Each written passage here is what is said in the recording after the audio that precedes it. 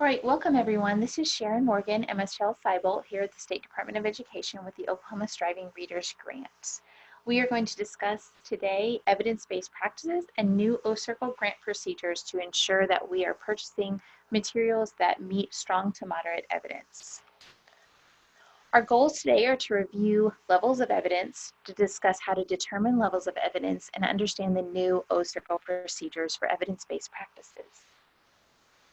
This is just a reminder that OSRCL requires high level of evidence that meets strong to moderate evidence.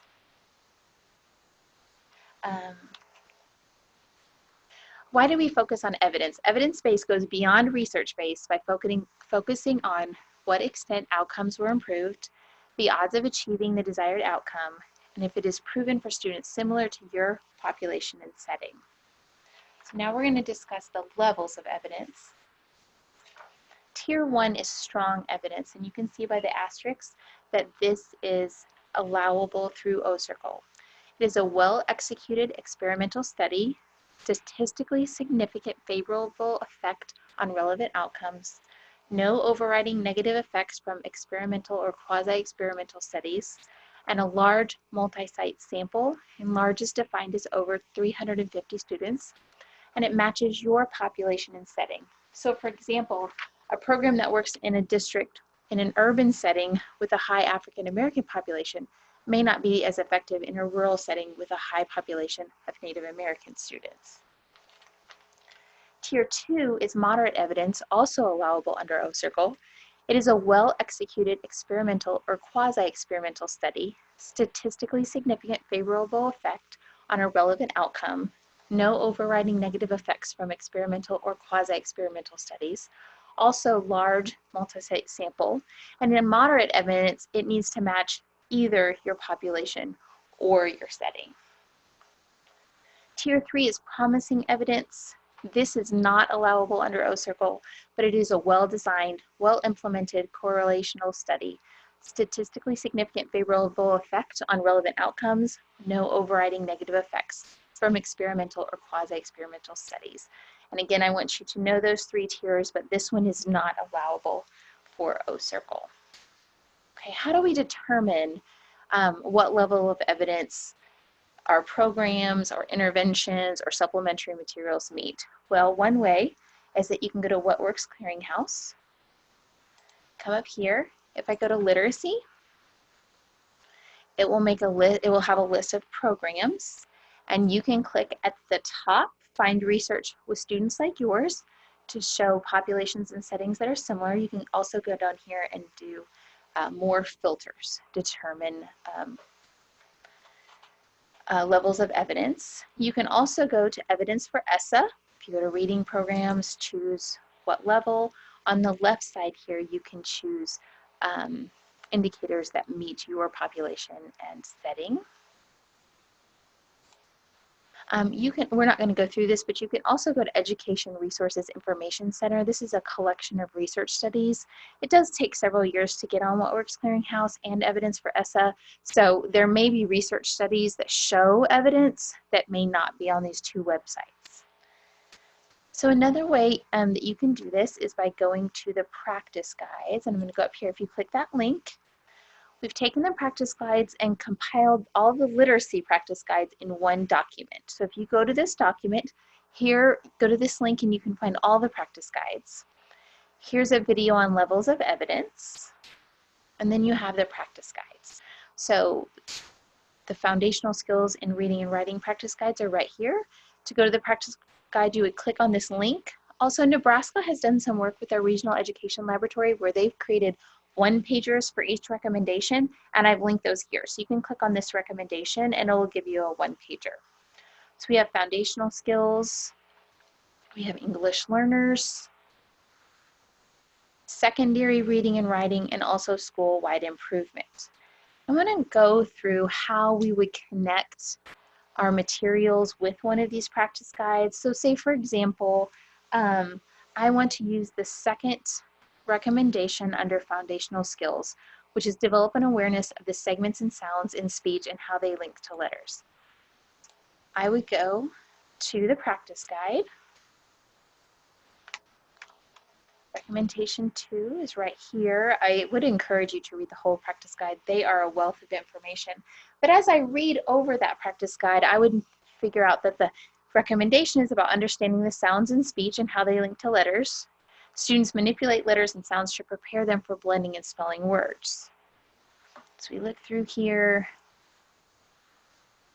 We see compound word cards, activities where they're identifying words in sentence, assembling words, onset and rhyme matching, rhyming. So an appropriate expenditure for that could be aligned to this practice guide would be letter or word tiles, word cards, onset and rhyme cards, picture cards, or professional development related to these activities. Expenditures that would not be appropriate to align to this practice guide are cut and paste worksheets, items for rote memorization that do not actively engage students, and test prep type materials. So another example, if I'm working on secondary literacy, one of the recommendations here is to provide explicit vocabulary instruction.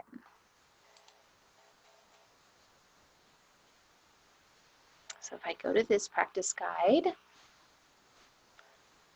and I read the recommendation, number 1 recommendation for vocabulary,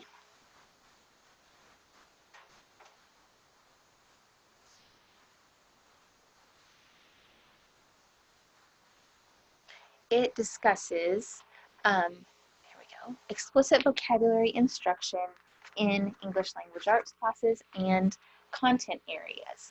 So after you read this whole recommendation, appropriate expenditures would be professional development on vocabulary instruction, stipends for time to develop vocabulary lists and instructional strategies. It does discuss evidence-based online programs to support vocabulary or even maybe materials for some of these meetings. An inappropriate expenditure for this practice guide would be worksheets or workbooks that are not connected to instruction or test prep type materials. So it's very important when we're aligning our materials with the practice guides that we read the practice guides completely and make sure that the materials that we're choosing align with the recommendation.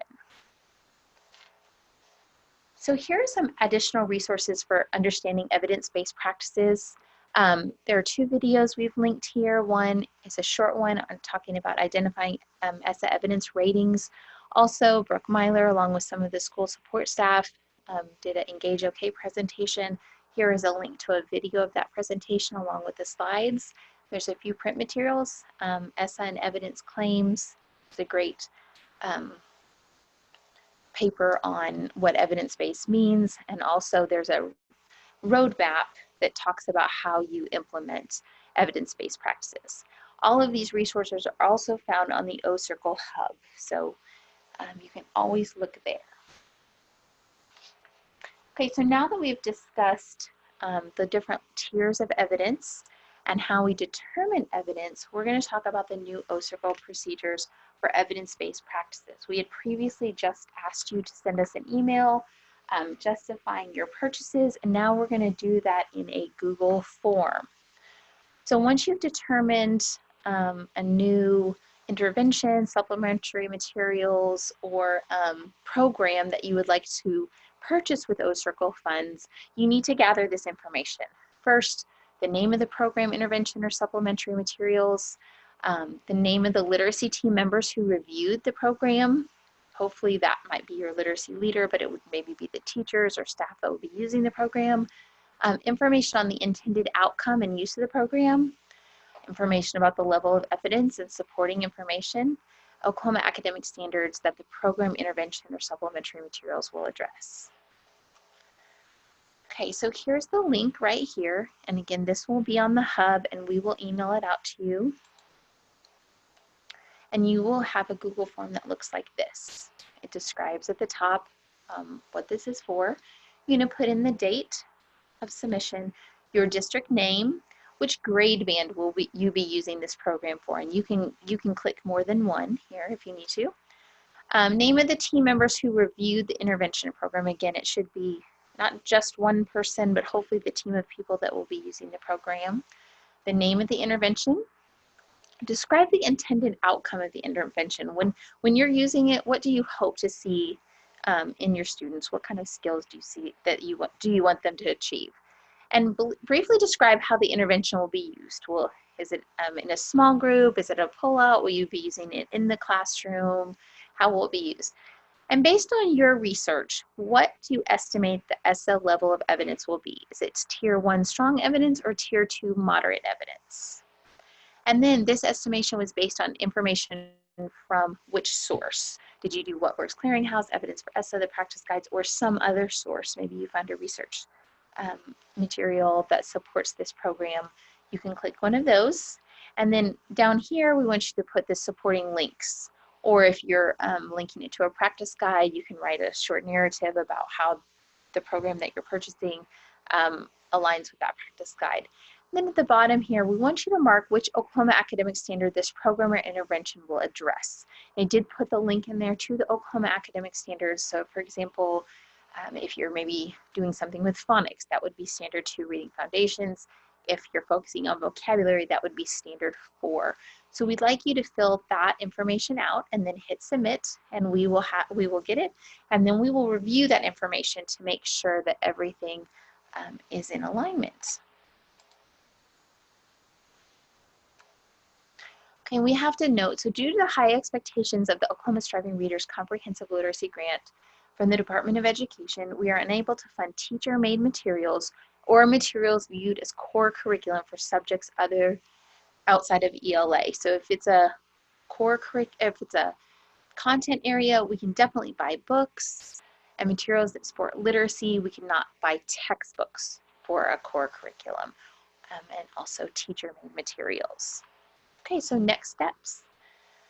So we're gonna, as you do your budget, list what kind of programs, interventions, or supplementary materials that you're going to be purchasing, gather the necessary information, and then you are going to complete the evidence-based practices Google form. Now, if you've already sent in a justification, so during last year's school year, you purchased some kind of a program, and you already sent that justification to Ms. Chelene, you do not have to do that again. But if you're purchasing something else, that's new, we do need you to fill out this form. And as we're going over claims, if we're not sure what that is, or we see some materials that we're not sure of, we're going to be sending you this recording and that form so that you can justify those expenses. Thank you for listening to this webinar, and here's our contact information again. So if you have any questions, please don't hesitate to contact us. Thank you very much.